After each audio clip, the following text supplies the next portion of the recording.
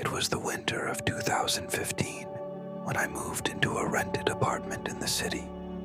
The building was old but cheap, and for a college student like me, affordability mattered more than comfort. The landlord assured me that the place was quiet and safe. At first, I believed him, but by the second night I realized the silence in that apartment wasn't peaceful. It was suffocating. My apartment was on the 3rd floor, with cracked walls and windows that rattled whenever the wind blew. The first night passed without issue, but on the second night, I woke up to a sound, someone knocking. It was soft, deliberate, coming from the wall near my bed. I froze, staring at the plaster. The knocking came again 3 times, as if someone was trying to get my attention from the other side. I told myself it was just the old pipes or maybe a neighbor. But when I asked the landlord the next morning, he looked at me strangely. "That apartment has no next-door unit," he said. "It's the corner wall." That night I tried to sleep with headphones on. Around 2 a.m., I felt something cold brush across my arm. I shot up, pulling the blanket tighter.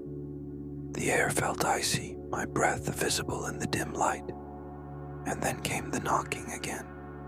This time, louder, sharper. My phone buzzed on the nightstand, though I hadn't set any alarm.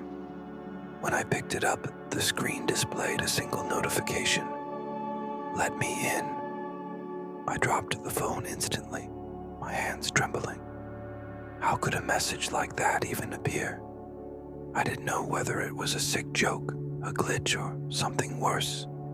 Sleep was impossible after that. I sat upright, staring at the wall until the first light of dawn. The next day, I packed my bag, ready to leave. But curiosity held me back. I wanted answers. That evening, I visited the old man who lived downstairs. He had been in the building for decades. When I asked him about the apartment, his face darkened. He hesitated before finally saying, "A young woman lived there years ago. She disappeared one night. No one knows where she went. Some say she never really left." My blood ran cold. Still, I wasn't ready to believe. I returned to my apartment and decided to record the night. I set up my phone camera facing the wall and tried to sleep. Hours passed in silence until the familiar knocks began again. 3, then 4, then 5. The room grew colder. My chest tightened as if something heavy sat on it. And then, faintly, from the wall, I heard it. A woman's voice. "Please, let me in." I shot upright, heart pounding. The knocking turned into pounding, so loud it rattled the frame of the bed. I grabbed my phone, fumbling to turn on the flashlight. For a second, the room was illuminated, and that's when I saw it. A pale hand, impossibly thin, was reaching out from a crack in the wall. Fingers clawed at the plaster, nails scraping against it as if trying to pull the rest of the body through. My scream tore through the silence as I bolted from the bed and ran straight out of the apartment, not even bothering to grab my things. I stayed at a friend's place that night, too afraid to return.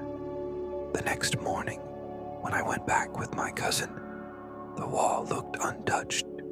No cracks, no marks, nothing. But when I checked my phone, the video recording was still there, and on it, clear as day, the knocking could be heard. At the very end of the clip, before the screen went black, a whisper filled the room. "I'm still here." I moved out immediately. I didn't care about the deposit or my belongings. To this day, I avoid that street entirely. Sometimes, though, late at night when the world is quiet, I hear it again in my dreams. The knocking steady and patient, waiting for me to let her in.